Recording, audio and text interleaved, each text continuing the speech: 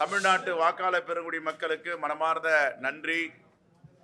இந்த தேர்தலில் மதச்சார்பற்ற முற்போக்கு கூட்டணி வேட்பாளர்களை தீவிரமாக ஆதரித்து சூறாவளி சுற்றுப்பயணம் செய்த எங்கள் தலைவர் ராகுல் காந்தி அவர்களுக்கும் மல்லிகார்ஜுன கார்கே அவர்களுக்கும் நன்றியை தெரிவித்துக் கொள்கிறோம்.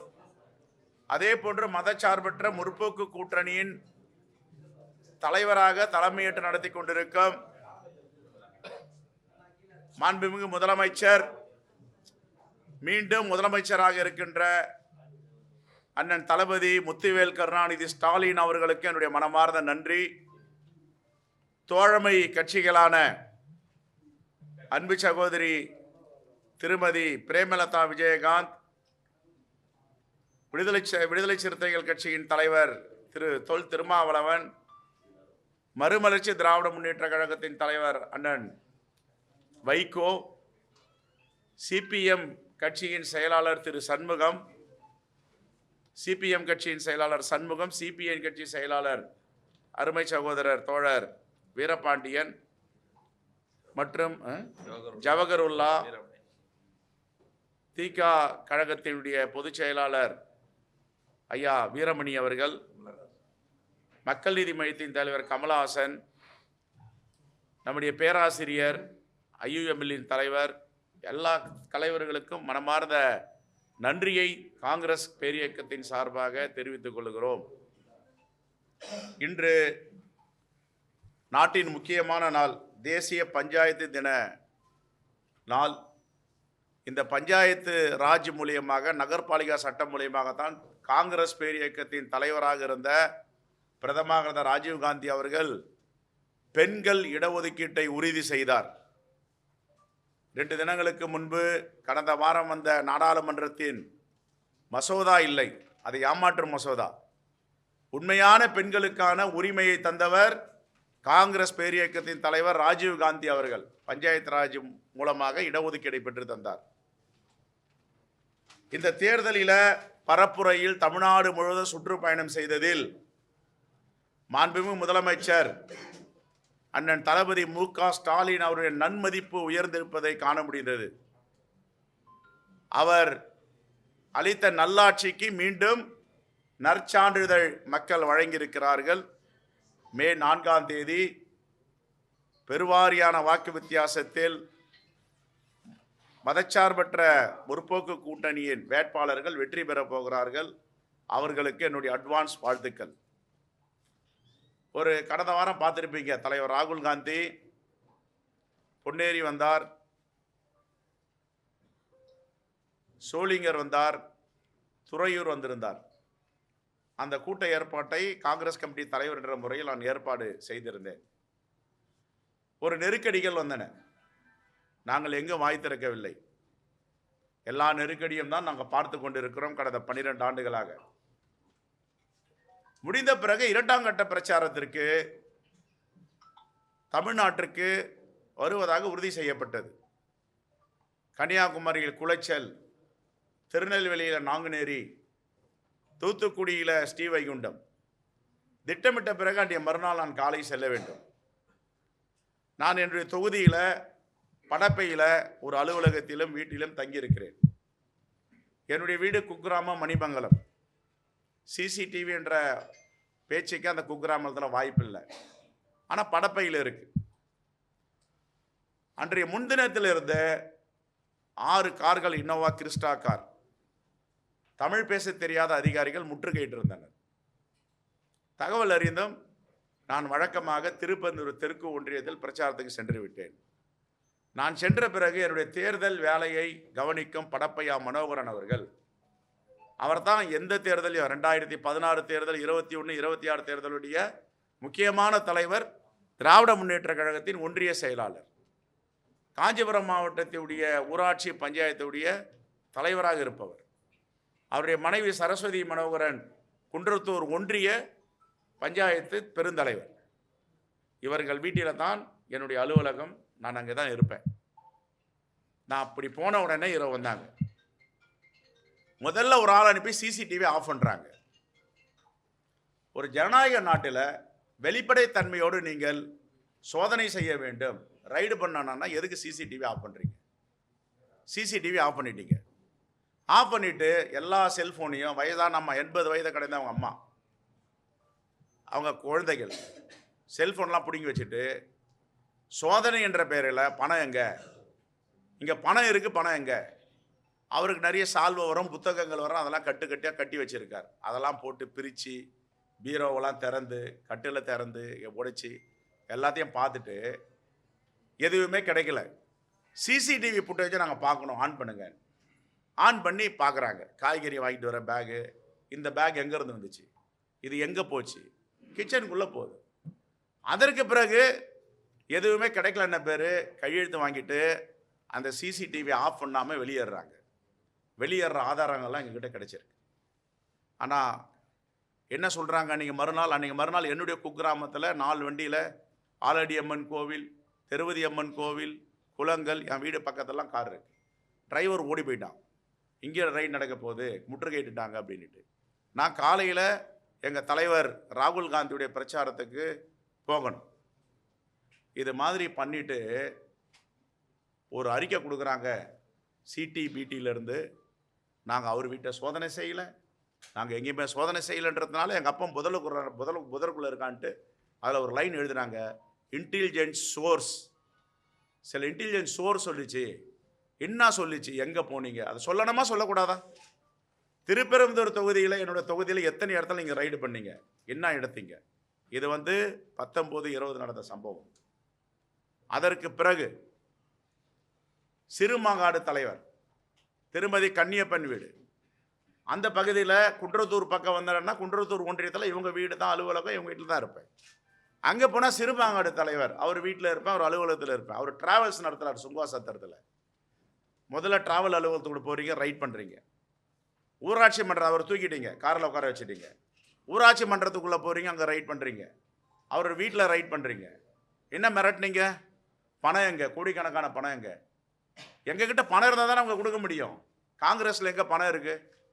எங்கள் வேட்பாளர்களுக்கு அக்கௌண்ட்டில் கொடுத்தாங்க 25 லட்சம் ரூபாய், அதை தவிர ஒரு பணமே என்கிட்ட கிடையாது. மக்களை நம்பி, கூட்டணி கட்சியுடைய தோழர்களை நம்பி, தலைவரை நம்பி தான் நாங்கள் நிற்கிறோம். இந்த ஹராஸ்மெண்ட் எதுக்கு? இதை கேட்டால் புகார் கொடுக்குறாங்க, நாங்கள் அப்படிலாம் பண்ணலை. இவர் உண்மைக்கு புறமான செய்தியை பதிவு பண்ணுறாரு. இப்போ வீடியோ காட்டுறோம், ஃபோட்டோ காட்டுறோம், இன்னும் சில வீடியோக்கள். ஏன்னா எலெக்ஷன் நேற்று முடிஞ்சுது. இப்போ எனக்கு நேற்றுக்கு முதல் நாளே பத்திரிக்கையாளர் சந்தித்து நான் சொல்லியிருக்க முடியும். இவங்க அப்போ என்ன பண்ணுவாங்க, தேர்தல் ஸ்டண்ட் அடிக்கிறாங்க. இவங்க வாக்குகளை பெறுவதற்காக தேர்தலுக்கு முன்னாடி இப்படிலாம். இது எங்களுக்கு 2 நாளைக்கு முன்னாடி இந்த வீடியோ கிடைச்சிருச்சு, ஃபோட்டோ கிடைச்சிருது. நான் என்ன சொல்கிறேன், உங்களுக்கு அதிகாரிகள் நல்ல மனிதர்கள் தான், நல்லா படிச்சுட்டு நல்ல குடும்பத்திலிருந்து ஒரு ஆளுமையோட IRS அதிகாரி, commissioner, joint commissioner, additional commissioner, deputy commissioner, assistant commissioner, அப்புறம் இன்கம் டேக்ஸ் ஆஃபீஸர்ஸ் எல்லாம் இருக்கீங்க. உங்கள் மேலே எங்களுக்கு எந்த சங்கடமும் இல்லை. உங்களை மேலே ஏவ விடுறாங்க, நீங்கள் பாயிறீங்க.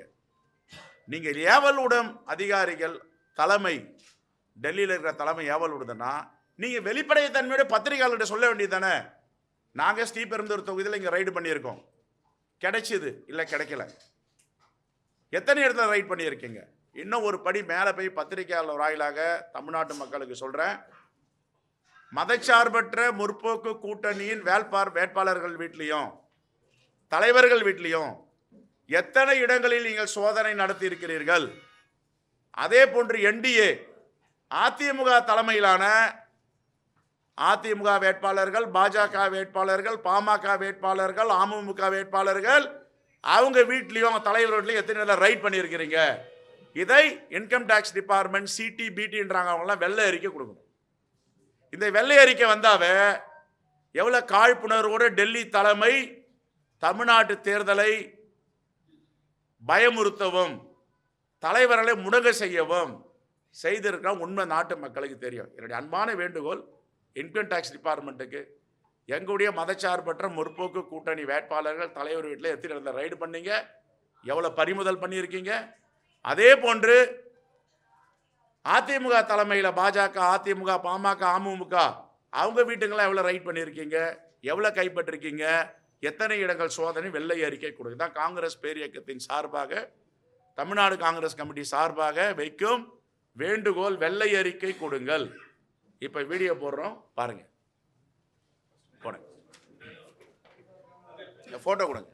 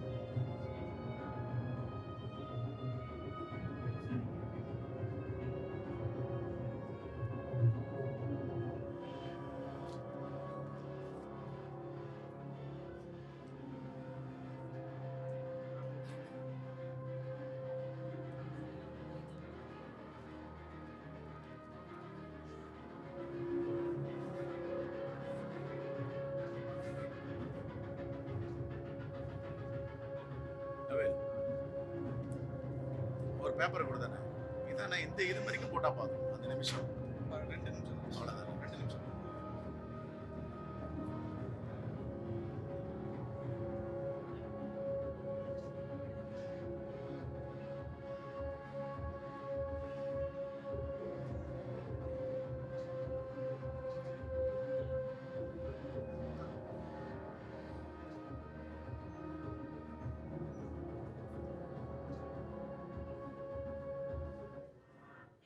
ஓகே, இப்போ இந்த போட்டோ காட்டுறேன் பாருங்க.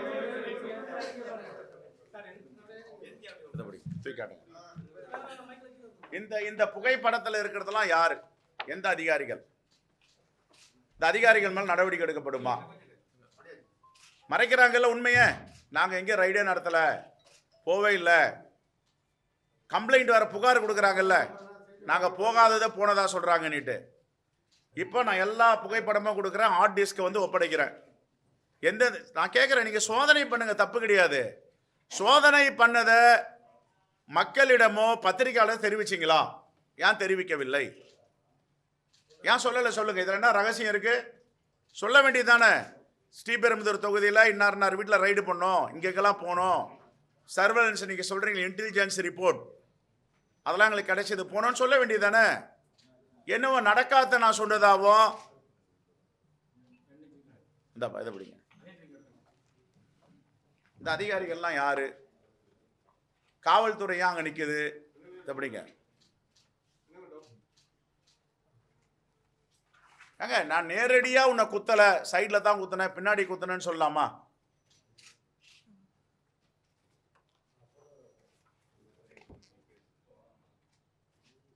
இப்போ மல்லிகார்ஜுன கார்கே எதுவோ சொல்லிட்டாருன்றதுக்கு இன்னைக்கு வந்து தேர்தல் ஆணையத்திலிருந்து எல்லாம் ரிப்ளை கேட்குறாங்க. அவர் என்ன சொன்னார்? ஜனநாயக நாட்டில்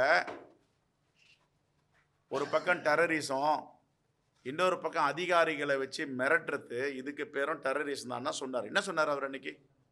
இப்போ இதுக்கு பேர் என்ன? இதுக்கு பேர் என்ன சொல்லுங்க? இவங்கெல்லாம் தாங்குவாங்களா? ஒரு கிராமத்தில் இருக்க மக்கள், வயசானவங்க எல்லாம் சோதனைன்ற பேரில் வீட்டில் போயிட்டு இப்படி அட்டூழியம் பண்ணீங்கலாம், இவங்கெல்லாம் தாங்குவாங்களா? இன்னும் அடுத்தது ஒன்று இருக்கு. இன்னும் 2 நாளில் வரும் தேர்தல். இப்போ தான் நேற்று முடிஞ்சிருக்கு. சுங்காசத்திரத்தில், சிறுமாங்காடில் இவங்க என்னென்ன பண்ணியிருக்காங்க, ரோட்டில் நடக்க வச்சு கூட்டிகிட்டு போனது அந்த தலைவரை, அதுவும் வருது.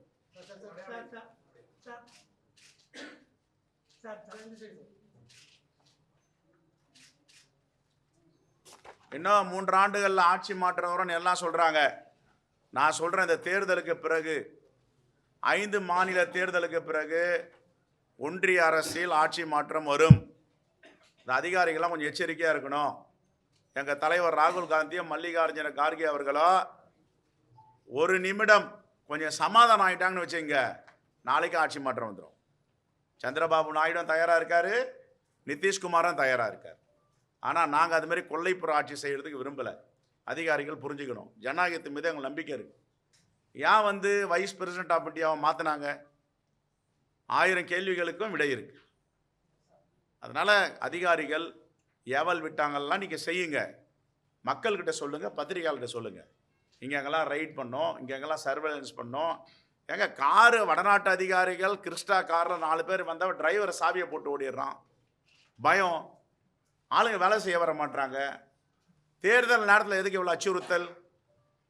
தேர்தல் நேரத்தில் இது மாதிரி ஏன் பயன்படுத்துறீங்க? என்ன எடுத்தீங்க?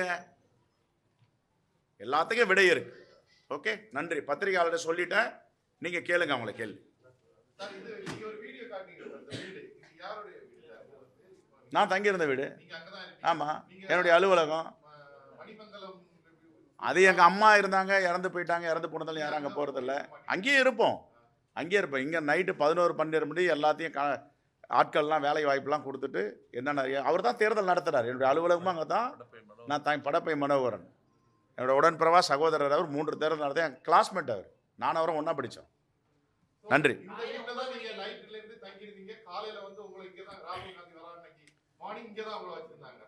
இல்லைங்க, இங்கே தான் என்னுடைய முகாம், அலுவலகம், தங்குற இடம்லாம். காலையில் நான் மணிமங்கலத்தில் போயிட்டு அங்கே கொஞ்சம் வேலை இருக்குது, குளிச்சுட்டு அங்கங்கே கிறிஸ்டா கார் நிற்குது. டிரைவர் வரல. டிரைவர்கிட்ட ஃபோன் பண்ணி கேட்டால் ஏதோ அரெஸ்ட் பண்ண வந்திருக்காங்களாம், எல்லாம் வடநாட்டு போலீஸாக வந்திருக்குன்னு அவனுக்கு தெரியல யாருன்னுட்டு. இப்போ அடுத்தது சிறுமாங்காடு வீடியோ வருது, ஃபோட்டோ வருது. அப்போ இன்னும் விவரமான டீட்டெயிலாக இருக்குது, சொல்கிறேன். ஆமாம், நான் எப்படி வெளியில் போக முடியல? டிரைவர் வரல, என்னுடைய உதவியாளர் வரல, எல்லாம் ஓடி போயிட்டாங்க. ட்வீட் போட்டு பிரேக்கிங் நியூஸ் எடுத்துன்னு போயிட்டாங்க. நான் குன்றத்தூருக்கு போயிட்டேன். ட்வீட் போட்ட பேர் இந்த பத்திரிகையாளர்லாம் வெளியே கொண்ட பேர் தான் எல்லா காரும் அங்கேருந்து நகர்ந்தது. எல்லா காரும் அங்கேருந்து நகர்ந்ததுக்கு காரணமே பத்திரிகையாளர். நீங்கள் வெளியில் இந்த செய்தியை கொண்டு வந்தீங்க. ஏங்க, என்னோட வீட்டை சுற்றி முற்றுகைங்க, விசாரணை என்ற பேரில் எல்லாரையும் பிடிச்சிட்டு போய் விசாரிக்கிறாங்க. நான் கேட்குற கேள்வி என்ன, அந்த தெருவில் சிசிடிவி கிடையாது. நான் எங்கள் வீடு சொல்கிறேங்களே, குக்கிராமத்தில் அங்கே சிசிடிவி கிடையாது. நான் கேட்குறேன், இப்போ என்ன சொல்கிறாங்க, நேராக போயிட்டு சிசிடிவி ஆஃப் பண்ணிவிட்டு விசாரணை நடத்துகிறீங்க. எதுக்கு சிசிடிவி ஆஃப் பண்ணணும்? ஆஃப் பண்ணிவிட்டு ஒன்றே கிடைக்கலன்ன உடனே சிசிடிவி ஆன் பண்ணி ப்ரீவியஸாக 1 வாரம் எடுங்கன்றாங்க. 1 வாரமாக பார்த்துட்டு இருக்காங்க, 1 மணி நேரமாக பார்த்துட்டு கிடைக்கல. இதை ஆஃப் பண்ணாமல் விட்டுட்டு வந்துட்டாங்க. ஒரு வேளை ஆஃப் பண்ணிட்டு வந்துருந்தாங்கன்னு வச்சுங்க, எங்களுக்கு இந்த ஆதாரமாக கிடச்சிருக்கு. என்ன சொல்லுவாங்க, நான் போவே இல்லையே, நாங்கள் எங்கே அவர் வீட்டுக்கு போனோம், நாங்கள் அவர் தங்கியிருந்த ஆஃபீஸ் போனோம், நான் எங்கேயுமே போகலன்னுவாங்க. அது என்னவோ மறந்து விட்டு வந்துட்டாங்க. வெளியே வர்றதெல்லாம் கேப்சர் பண்ணிச்சு சிசிடிவி. இப்போ சிறுமாங்காடு கன்னியப்பன், திருமதி கன்னியப்பன், அவர் வீடு, அவருடைய அலுவலகம், பஞ்சாயத்து அலுவலகம், அதில் யார் யார் போனாங்க அந்த புகைப்படமும் ரெடி ஆகிட்டு இருக்கு. அடுத்த ப்ரெஸ் மீட்டில் சொல்கிறேன். தேங்க்யூ. எல்லாமே இருக்குது அதில். நான் உங்களுக்கு வீடியோலாம் அனுப்பிடுறேன்.